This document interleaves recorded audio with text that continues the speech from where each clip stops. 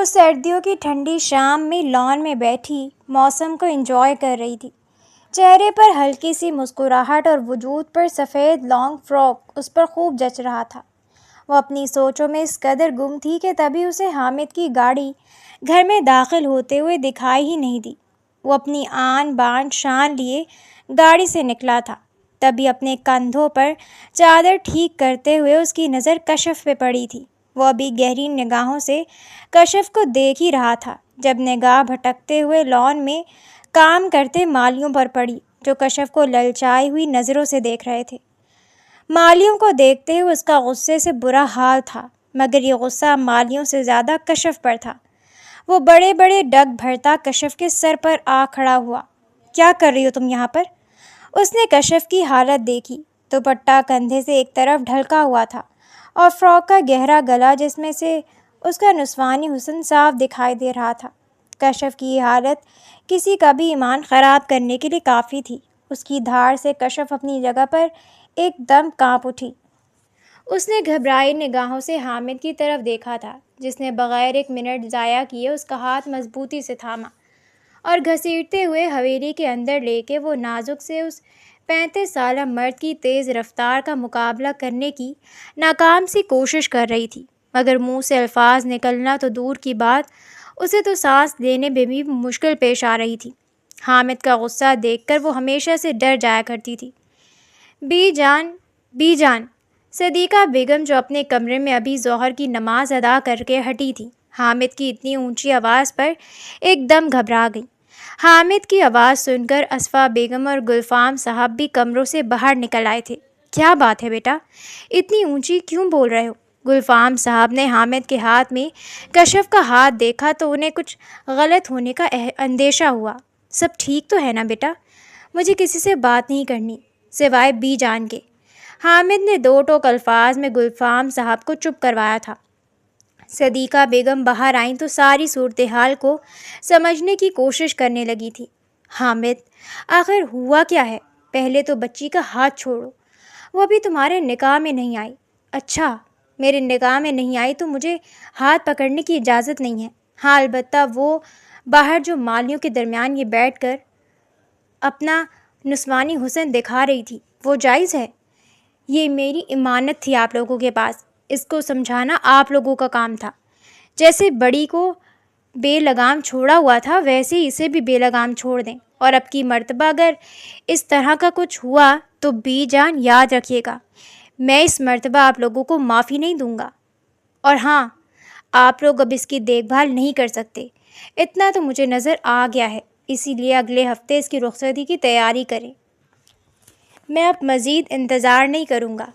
لیکن حامد، تم خام خواہ چھوٹی سی بات کو اتنا بڑا کیوں بنا رہے ہو؟ صدیقہ بیگم نے حامد کو سمجھانے کی کوشش کی تھی، کیونکہ وہ کشف کا چہرہ اور اس کی اڑی رنگت دیکھ چکی تھی۔ بی جان، میں نے آپ کو کہہ دیا نا کہ بس اب مزید مجھے اور کچھ نہیں سننا۔ 1 ہفتہ رہ گیا ہماری رخصتی میں۔ یہ آج کے بعد کالج بھی نہیں جائے گی، گھر پر پڑھائیں اسے، گھر پر بٹھائیں اس کو۔ حامد، اب تم کسی کی غلطی کی سزا کسی کو دے رہے ہو۔ حامد نے اپنے ساتھ کھڑی ساکت ہوئی کشف کی طرف دیکھا تھا، جس کا وجود زلزلوں کی زد میں تھا اور جھٹکے سے اس کا ہاتھ چھوڑا تھا۔ یہ گلفام صاحب اگر اسے نہ تھامتے تو وہ یقیناً زمین بوس ہو جاتی۔ سنبھالیں اس کو، اگلے ہفتے ہی مجھے اپنی سیج پر چاہیے۔ اتنا کہتے ہی وہ رکا نہیں تھا، بلکہ بڑے بڑے ڈگ بھرتا حویلی سے باہر چلا گیا تھا، اور وہ منہ پر کفن لگائے کہاں سے وجود کے ساتھ گلفام صاحب کے سینے میں کہیں چھپنا چاہ رہی تھی۔ آنکھوں سے آنسو متواتر بہہ رہے تھے۔ وہ تو معصوم تھی اور بے قصور ہو کر سزا بھگت رہی تھی۔ وہ مسلسل رو رہی تھی۔ آج اسے اس گودام میں قید 1 ہفتہ ہو چکا تھا۔ اس 1 ہفتے میں ایک لڑکا روز اس کے قریب آتا اور اس کو کھانا کھلا کر چلا جاتا، مگر ابھی تک کسی نے اس سے کچھ کہا نہیں تھا۔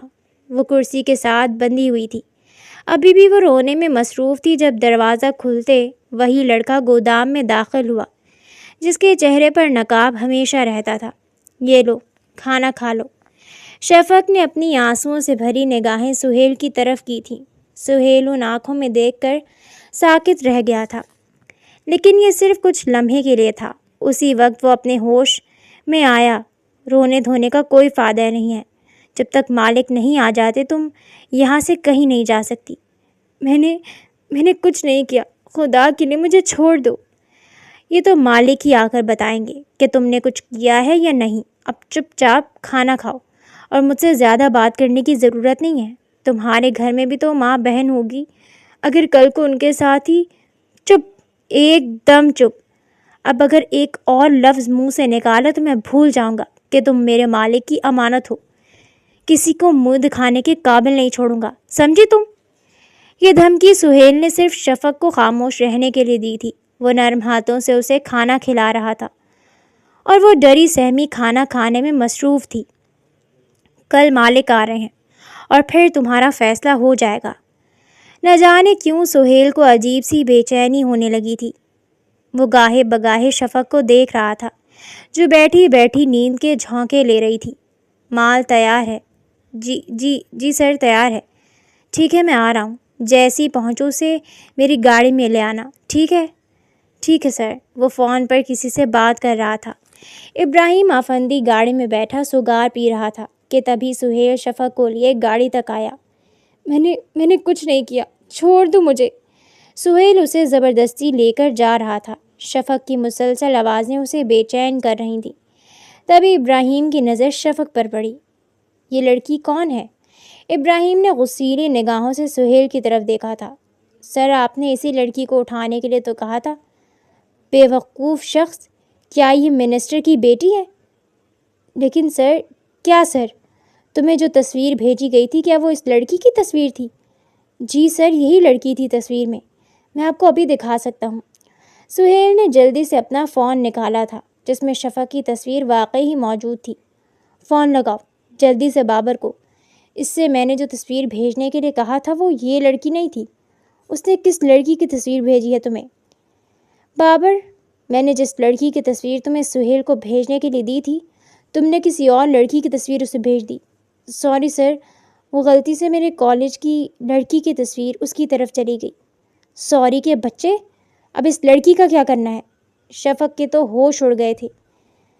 بابر تو میری کلاس کا لڑکا ہے، اور یہ تو وہی لڑکا ہے جس کے بارے میں بہت سے قصے مشہور ہیں۔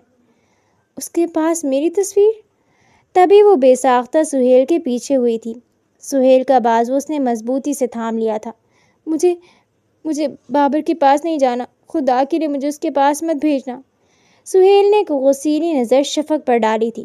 سہیل باہر آتا ہی ہوگا، وہ اسے اپنے ساتھ لے جائے گا۔ میں تمہیں اس لڑکی کی تصویر بھیجتا ہوں، کل تک وہ لڑکی اٹھا لینا۔ اتنا ہی کہتے ابراہیم افندی رکا نہیں تھا، وہ چلا گیا تھا۔ ابراہیم ملک کا جانا مانا گینگسٹر تھا۔ سہیل اس کا رائٹ ہینڈ تھا اور بابر اس کا خفیہ کارکن تھا۔ لڑکیاں اسمگل کرنا ابراہیم کا پیشہ تھا۔ نہیں، پلیز تم مجھے بچا سکتے ہو، خدا کے لیے مجھے بچا لو۔ بابر سے مجھے اس کے ساتھ نہیں جانا۔ تبھی سہیل نے شفق کا ہاتھ تھاما تھا۔ وہ کچھ ہی دیر میں یہاں پر آتا ہوگا، ہمیں یہاں سے بھاگنا ہوگا۔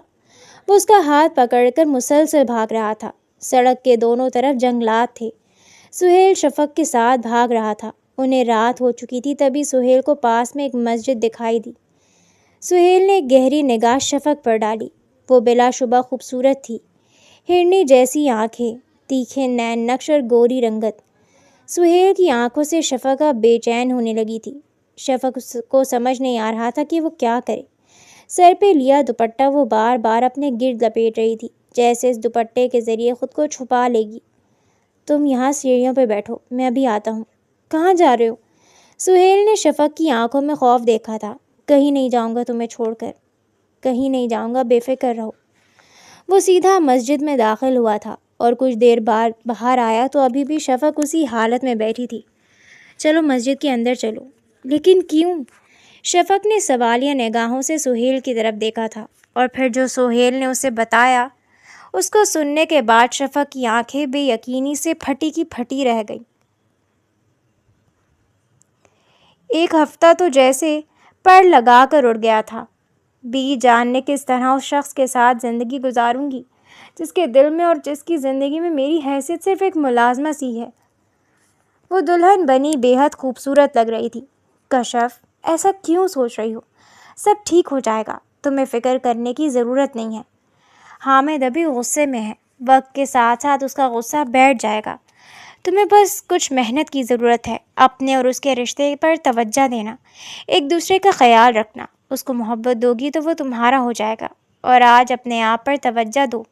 دیکھو کتنی حسین لگ رہی ہو، تمہیں دیکھ کر کسی کا بھی دل تم پر آ سکتا ہے۔ اور تمہیں لگتا ہے کہ حامد تم سے ابھی بھی نفرت کرے گا؟ کشف نے ایک گہری نگاہ سامنے شیشے میں سے آتے خود کے عکس پر ڈالی تھی، جس میں وہ بہت حسین دکھائی دے رہی تھی۔ بے ساختہ اس کی نگاہیں جھک گئی تھیں، چہرے پر شرمیلی مسکراہٹ تھی۔ بارات آ گئی، بارات آ گئی۔ کشف کی کزنز بارات آ گئی کا شور لیے کشف کے کمرے میں داخل ہوئی تھیں۔ آج تو حامد بھائی گئے کام سے۔ صدیقہ بیگم جا چکی تھیں، تبھی اس کی کزنز اس کو چھیڑنے میں مصروف تھیں۔ اس کا دل زور زور سے دھڑک رہا تھا، اسے سمجھ نہیں آ رہی تھی کہ وہ کیا کرے۔ تبھی نکاح ہوتے ہی اسے حامد کے ساتھ بٹھا دیا گیا۔ اس نے گھونگھٹ میں سے حامد کی طرف دیکھا جو اس سے اور اس کے حسن سے بے نیاز بیٹھا تھا۔ کشف کے دل کو کچھ ہوا۔ اس نے گھبرائی نگاہوں سے صدیقہ بیگم کو تلاش کرنے کی کوشش کی، لیکن شاید وہ مہمانوں میں مصروف تھیں۔ رخصتی کا شور اٹھا تو حامد کی اکلوتی بہن رمشا کشف کو اپنے ساتھ لیے حامد کی گاڑی میں بیٹھ کے حامد پہلے سے ہی گاڑی میں پہنچ چکا تھا۔ رخصتی کا شور اٹھا تو حامد کی اکلوتی بہن رمشا کشف کو اپنے ساتھ لیے حامد کی گاڑی میں بیٹھ گئی۔ حامد پہلے سے ہی گاڑی میں پہنچ چکا تھا۔ اس کے چہرے پر چھائی سنجیدگی اس بات کا ثبوت تھی، ٹھیک ہے، اس رشتے میں اور کشف میں کوئی دلچسپی نہیں ہے۔ وہ اس کی سیج پر بیٹھی ہوئی تھی۔ کمرے کی طرف دیکھا تو کمرے میں سفید موتی کے پھول لگائے گئے تھے۔ کشف کو ان کی بھی نہیں خوشبو بہت بھلی لگ رہی تھی، لیکن اس وقت اس کا دل خوف سے کانپ رہا تھا۔ وہ ابھی کمرے کا جائزہ لینے میں مصروف تھی، تبھی دروازہ کھولے حامد کمرے میں داخل ہوا۔ کشف کا دل تو جیسے پسلیاں توڑ کر باہر نکلنے کو تیار تھا۔ حامد دھیرے دھیرے قدم اٹھاتا اس کے پاس آیا اور اس کے قریب ہو کر بیٹھ گیا۔ یہاں پر کیوں بیٹھی ہوئی ہو؟ ابھی تک سوئی کیوں نہیں؟ کشف نے جھٹکے سے سر اٹھایا اور پھر کچھ بھی کہے بغیر اپنا بھاری بھرکم عروسی جوڑا سنبھالے وہ بیڈ سے اتر کر کھڑی ہوئی تھی۔ اس کے قدم ابھی واش روم کی طرف بڑھے ہی تھے جب حامد نے اس کا ہاتھ مضبوطی سے تھام لیا اور اسے اپنی طرف کھینچا۔ کشف کا پاؤں ٹائلز پر پھسلا اور وہ حامد کے چوڑے سینے سے جا ٹکرائی۔ وہ 15 سالہ معصوم لڑکی جس کو میک اپ بھی بڑی عمر کا نہ دکھا سکا، اس 35 سالہ مرد کے سینے پر اپنا ننھا سا وجود رکھے کانپ رہی تھی۔ حامد نے اس کو بہت غور سے دیکھا تھا اور پھر جھٹکے سے کروٹ بدلے اس پر حاوی ہوا تھا۔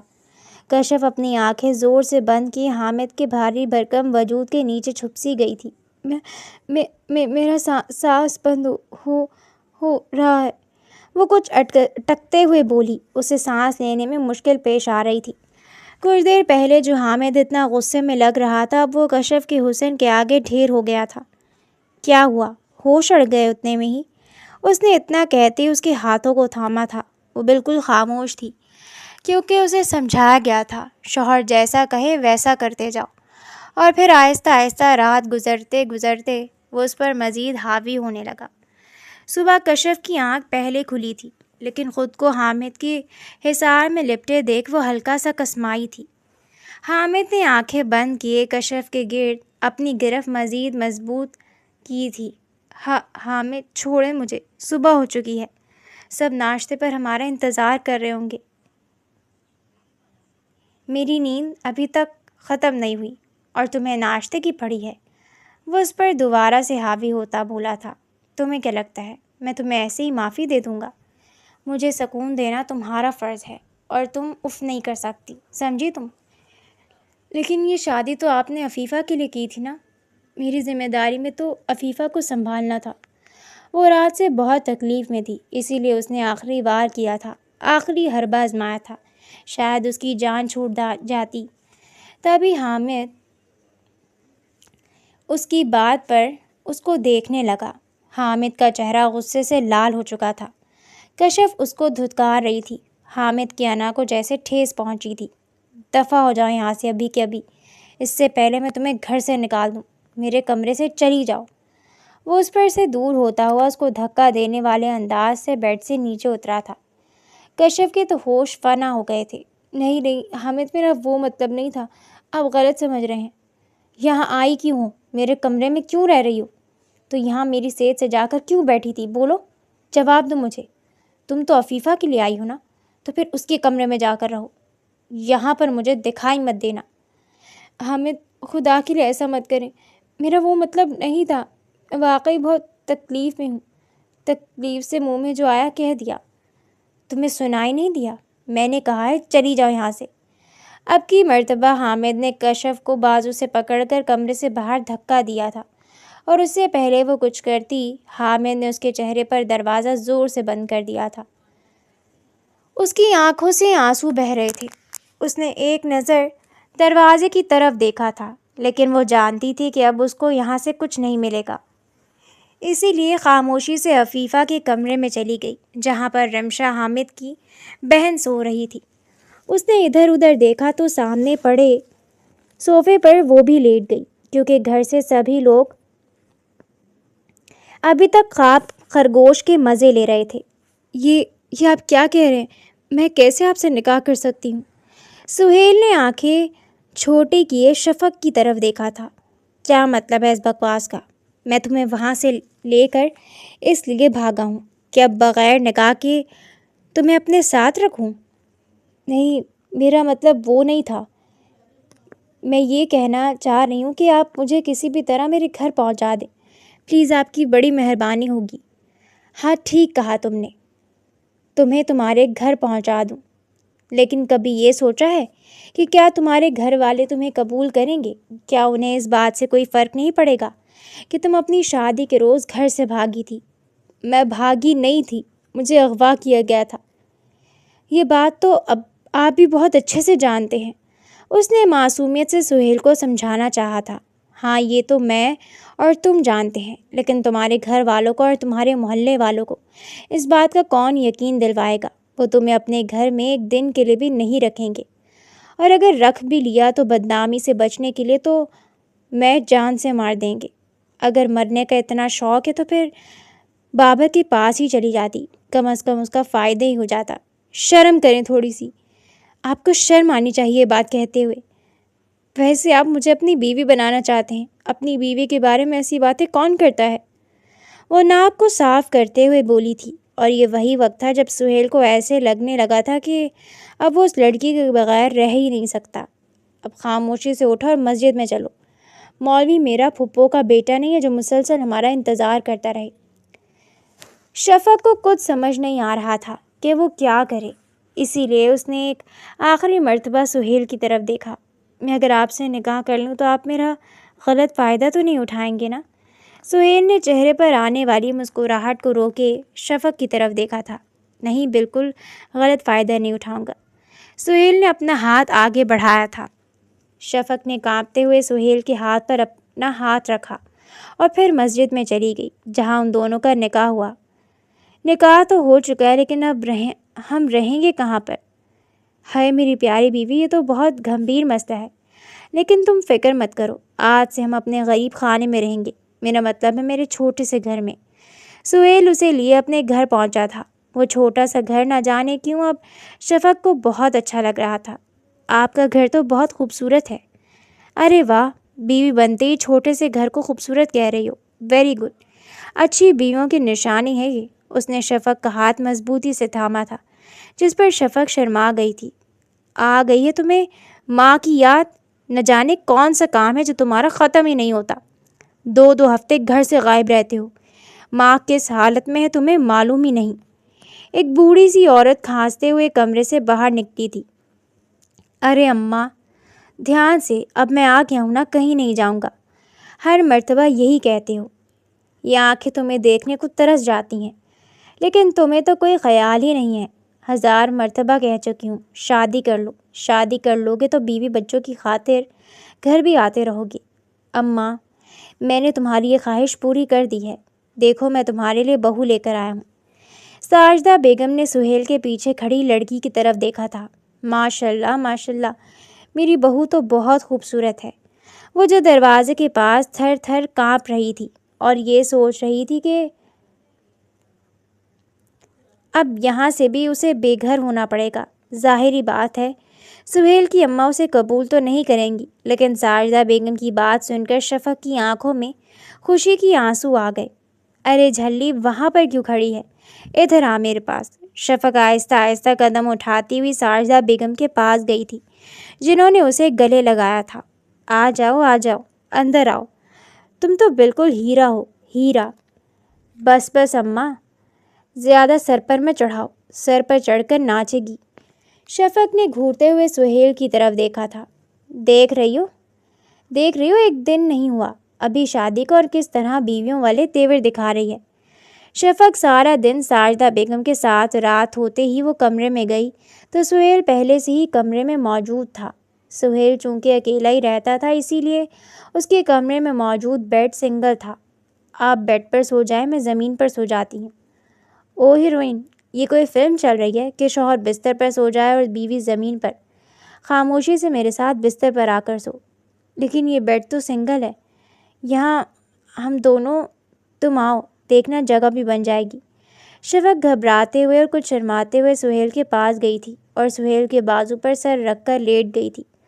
وہ پوری کوشش کر رہی تھی کہ آنکھیں بند کر کے سو جائے، لیکن سہیل کی قربت، اس کی نرم گرم سانسیں، اس کی انگلیوں کا لمس جو دھیرے دھیرے اس کے وجود پر گھوم رہا تھا، وہ بے ساختہ خود کو اس کے سپرد کر گئی۔ کشف، تم یہاں اس کمرے میں کیا کر رہی ہو؟ 12 بجے کا وقت تھا جب رمشا نے کشف کو اٹھایا تھا۔ وہ مجھے لگا عفیفہ اکیلی ہوگی، اس لیے وہ اپنی آنکھیں ملتی ہوئی اٹھ بیٹھی تھی۔ ارے تم عفیفہ کی فکر مت کرو، ابھی تمہاری شادی کو دن ہی کتنے ہوئے ہیں، ابھی تو تم بھائی کے ساتھ انجوائے کرو۔ رمشا نے ایک آنکھ مارتے ہوئے کشف کو چھیڑا تھا۔ رمشا، عفیفہ کشف کی ذمہ داری ہے اور آج سے یہی یہ ذمہ داری سنبھالے گی۔ لیکن بھائی، آپ کی شادی کو بھی وقت ہی کتنا ہوا ہے؟ آج تو کشف کا ولیمہ ہے، یہ اس گھر میں عفیفہ کے لیے آئی ہے۔ کیوں کشف، ٹھیک کہہ رہا ہوں نا؟ حامد نے چہرے پر سنجیدگی سجائے کہا تھا۔ کشف کا دل زور زور سے دھڑکنے لگا تھا۔ وہ شرمندہ ہو رہی تھی اپنی باتوں پر۔ مجھے حامد سے ایسے بات نہیں کرنی چاہیے تھی، لگتا ہے وہ ناراض ہو گئے ہیں۔ دیکھو کشف، شوہر راضی رہنا چاہیے، اگر شوہر ناراض ہو گیا تو فرشتے ساری رات تم پر لعنت بھیجتے رہیں گے۔ اپنی کزن کی بات یاد آتی اس کی آنکھوں میں آنسو آئے تھے۔ میں رات میں آپ کو منا لوں گی، یہ وعدہ ہے کشف کا آپ سے حامد۔ وہ اپنی آنکھوں سے آنسو صاف کرتی عفیفہ کی جانب مڑی تھی، جو اب ہلکی ہلکی آنکھیں کھولے ٹپ ٹپ کرتی اس کو ہی دیکھ رہی تھی۔ تم اچھی گڑیا ہو نا، تم مجھے بالکل تنگ نہ کرنا۔ حامد کی پہلی بیوی کا انتقال اس وقت ہوا جب وہ عفیفہ کو جنم دے رہی تھی۔ اس کے بعد سب نے ضد کی تھی کہ وہ دوسری شادی کر لے، اور عفیفہ کے پیدا ہونے کے 3 مہینے بعد اس نے شادی کا فیصلہ لیا تھا۔ کشف، جاؤ تم کمرے میں سو جاؤ، بھائی آ چکے ہیں، یقیناً تمہارا انتظار کر رہے ہوں گے۔ میں عفیفہ کو 1 مہینے سنبھال لوں گی، تب تک تم دونوں ایک دوسرے کو سمجھنے کی کوشش کرو۔ میرا بھائی بہت اچھا ہے، بس حالات نے اسے کچھ سنجیدہ بنا دیا ہے، تم اس کی باتوں کا برا نہ ماننا۔ لیکن عفیفہ، میں نے کہا نا، میں مہینہ عفیفہ کو سنبھال لوں گی، تم جاؤ۔ کشف سارا دن جو حامد کے سامنے نہیں آئی تھی، اب گھبرا رہی تھی کہ اس کا سامنا کیسے کرے گی۔ حامد نے اسے کمرے سے نکالا تھا، کیا اس کا کمرے میں جانا مناسب ہے؟ وہ دروازے کے پاس کھڑی یہی باتیں سوچ رہی تھی کہ تب بھی حامد نے دروازہ کھولا تھا اور اس کا ایک ہاتھ پکڑے اسے اپنی طرف کھینچا تھا۔ حامد، وہ میں ایک دم چپ۔ کیوں بھاگے ہو میری قربت سے؟ کیا میں تمہیں سکون نہیں دے سکتا؟ کیا میں اس قابل نہیں ہوں؟ تم نے مجھے سارا دن سوچنے پر مجبور کر دیا ہے، شاید میں تمہارے قابل نہیں ہوں۔ حامد، ایسی بات نہیں ہے، تو پھر کیا بات ہے؟ وہ اسے بڑی گہری نگاہوں سے دیکھتے ہوئے بولا تھا۔ وہ میں کشف اپنی نظریں چرانے لگی تھی۔ میں جانتا ہوں تم مجھ سے عمر میں بہت چھوٹی ہو، اور آج شاید تمہاری بہن اس جگہ پر ہوتی۔ اگر وہ گھر سے نہ بھاگتی تو مجھے آپ سے ڈر لگتا ہے حامد، آپ کے غصے سے ڈر لگتا ہے۔ مت ڈرا کرو میری جان، تم ہی تو میرے پورے جنون کی، میری ضد کی، میرے ہر سکون کی آخری وارث ہو۔ لیکن آپ کے دل میں تو آج بھی مریم۔ حامد نے اس کو زور سے اپنے سینے سے لگایا تھا۔ کس نے کہا تمہیں ایسا جواب دو مجھے؟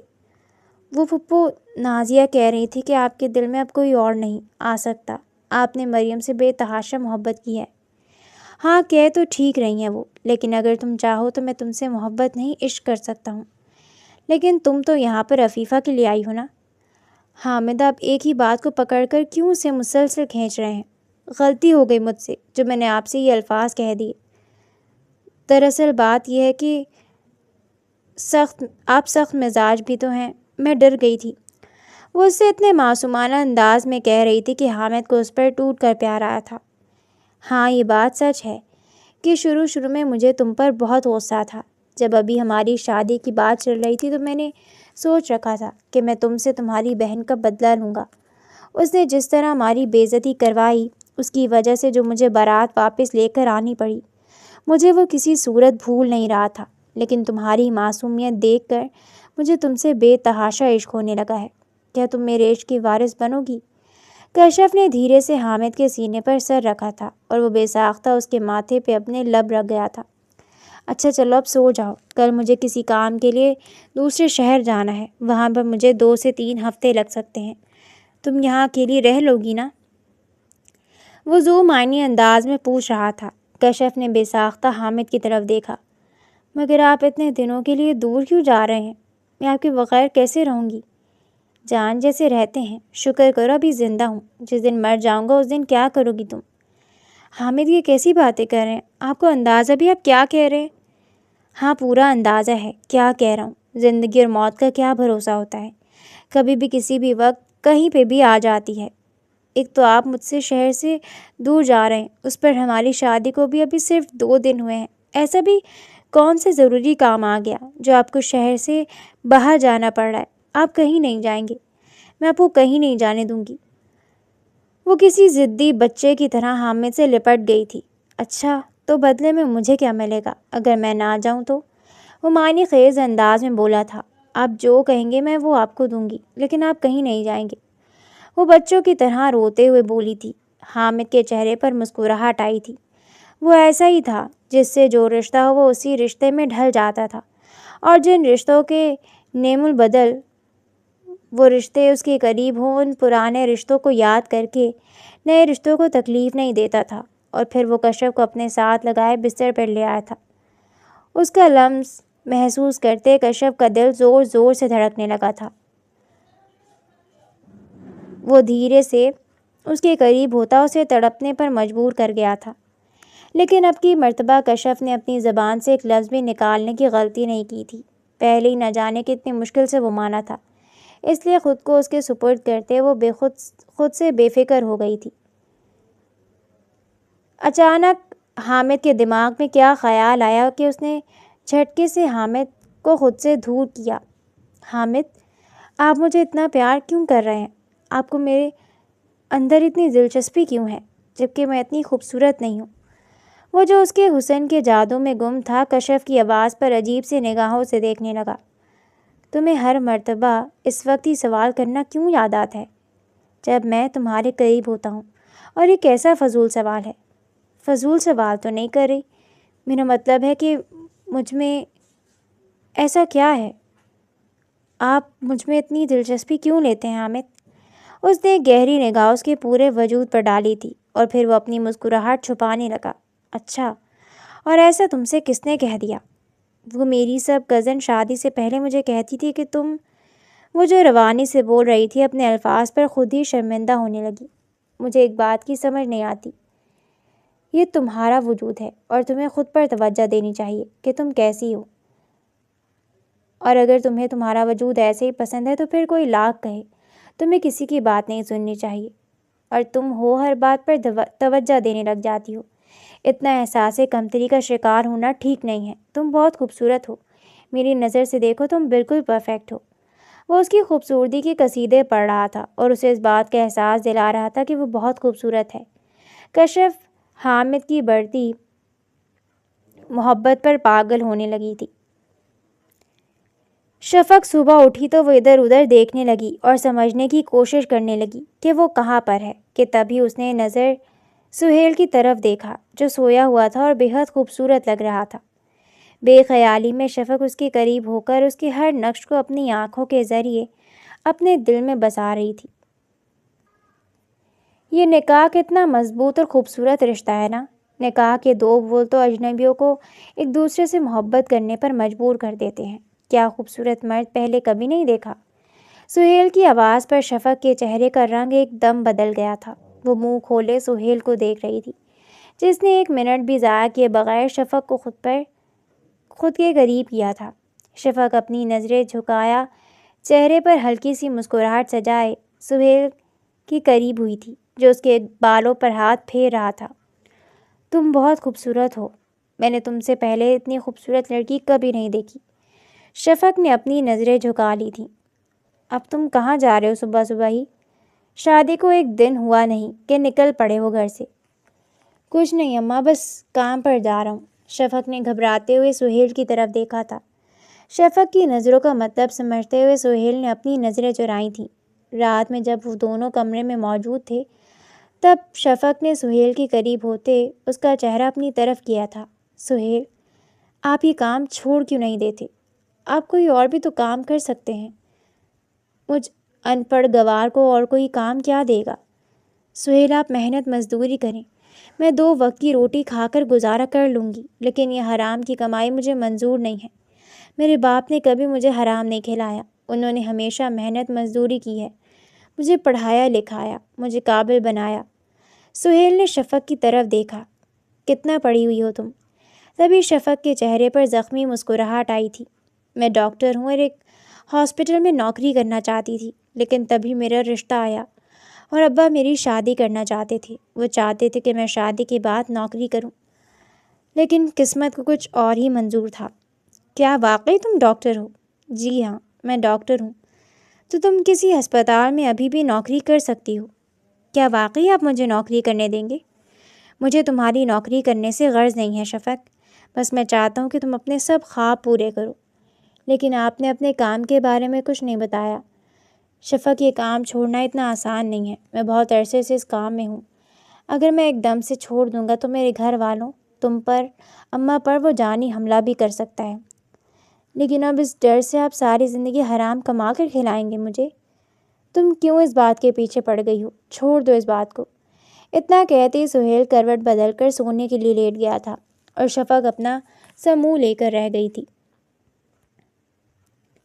15 سالہ کشف نے عفیفہ کو فیڈر کر یہ کیا کر رہی ہو؟ حامد کی دھاڑ پر وہ جو پہلے ہی عفیفہ کو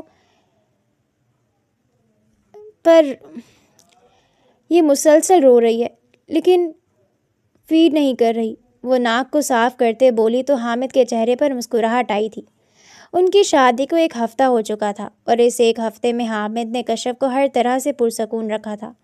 وہ اس سے محبت کرتا، پیار کرتا، اسے توجہ دیتا تھا۔ یہی وجہ تھی کہ کشف عفیفہ کے ساتھ بہت جلدی اٹیچ ہو گئی تھی۔ وہ عفیفہ کو ہمیشہ اپنے پاس رکھتی۔ آج بھی رمشا اور اس کی اماں بازار کسی کام سے گئیں اور عفیفہ کو کشف کے پاس چھوڑ گئے۔ حامد بھی گھر سے باہر تھا۔ کشف مسلسل عفیفہ کو چپ کروانے کی کوشش کر رہی تھی۔ پہل تو عفیفہ کشف سے کھیلتی رہی، لیکن پھر اچانک سے نہ جانے اسے کیا ہوا کہ وہ زور زور سے چیخنے لگی اور گلا پھاڑ کر رونے لگی۔ وہ معصوم بچی شاید ممتا کا احساس چاہتی تھی۔ کشف جو خود ابھی بچی تھی، اسے سمجھ نہیں آ رہا تھا کہ وہ کیا کرے، کہ تبھی اچانک اسے ڈرامے کا سین یاد آیا۔ پہلے تو وہ جھجکی، مگر پھر جب عفیفہ کے رونے میں کوئی تبدیلی نہ آئی تو اس نے عفیفہ کو قریب کیا، لیکن یہ ممکن نہ تھا۔ گھل رہی تھی کہ اسے اندازہ ہی نہیں ہوا کہ کب حامد اس کے سر پر آ کے کھڑا ہو گیا اور اسے بہت غور سے دیکھنے لگا۔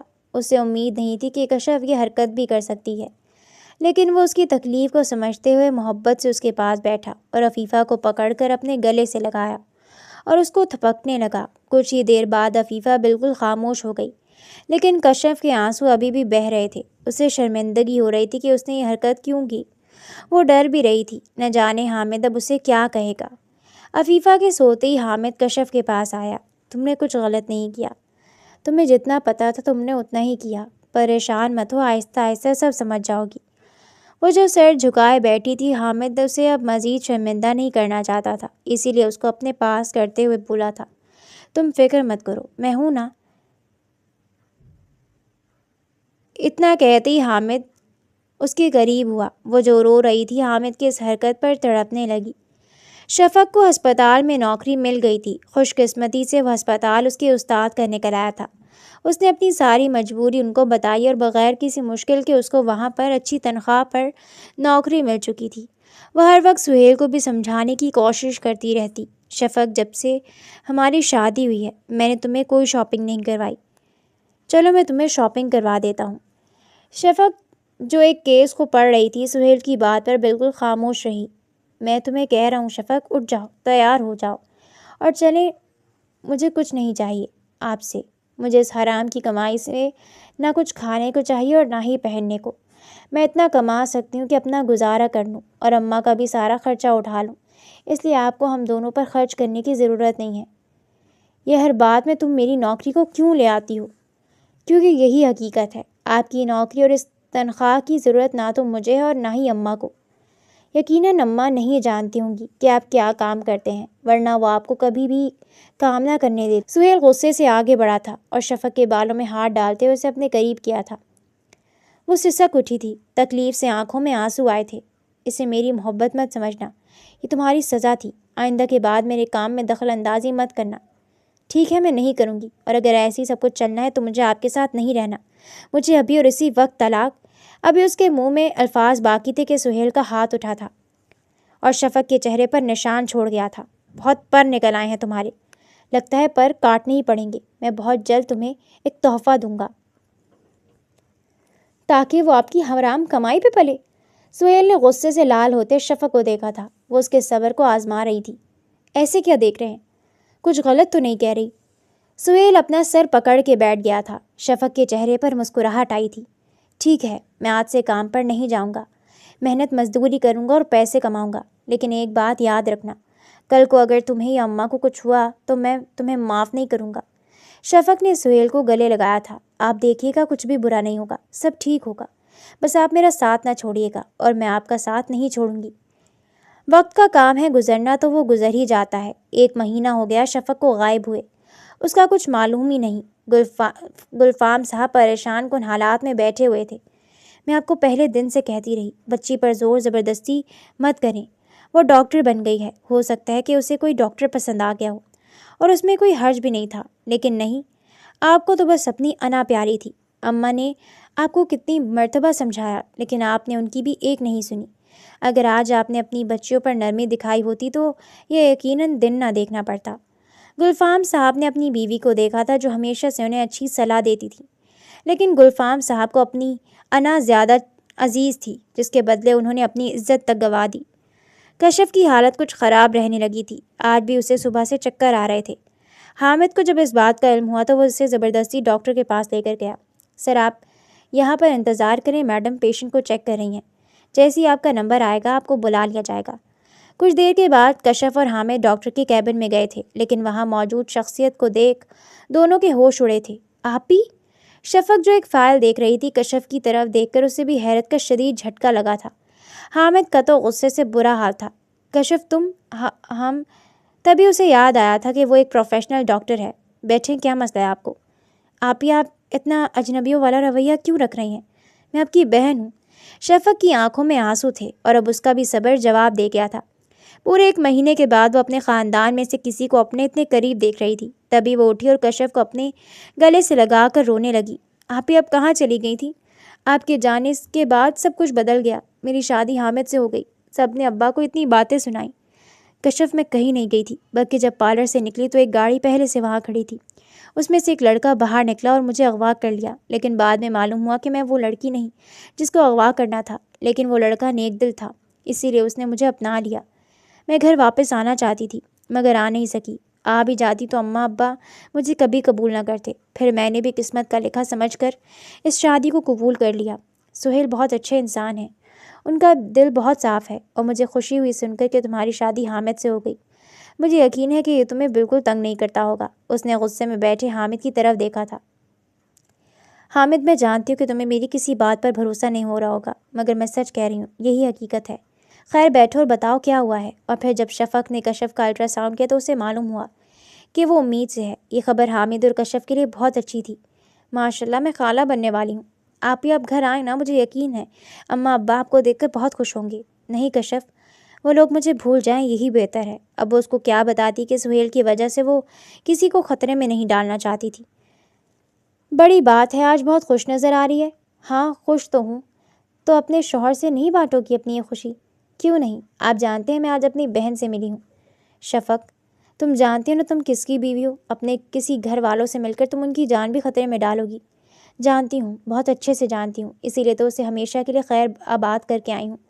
اب شاید یہی میری زندگی ہے۔ شفق سہیل کے ساتھ خوش تھی، اور کبھی کبھی کچھ بھی کیے بغیر زندگی کو ویسے ہی چلتے رہنے دینا چاہیے جیسے وہ چل رہی ہوتی ہے۔ دوسری طرف کشف اور حامد آنے والے بچے کی خوشی میں گم ہو چکے تھے۔ ان دونوں نے ایک دوسرے کو دل سے قبول کر لیا تھا۔ غم کے بادل چھٹ چکے تھے، خوشیوں نے اپنے پر پھیلا لیے تھے، اور وہ دونوں بہنیں ان خوشیوں کے پروں میں سما گئیں۔ خوشیاں خریدی نہیں جاتی، اور نہ ہی یہ زبردستی کسی سے حاصل کی جاتی ہیں۔ خوشیاں تو وہ ہوتی ہیں جن میں آپ خود کو پرسکون رکھو، تو ہر چیز خوشی دیتی ہے۔ شاید کبھی سہیل بھی یہ کام چھوڑ دے تو شفق اپنے گھر والوں سے مل سکے گی۔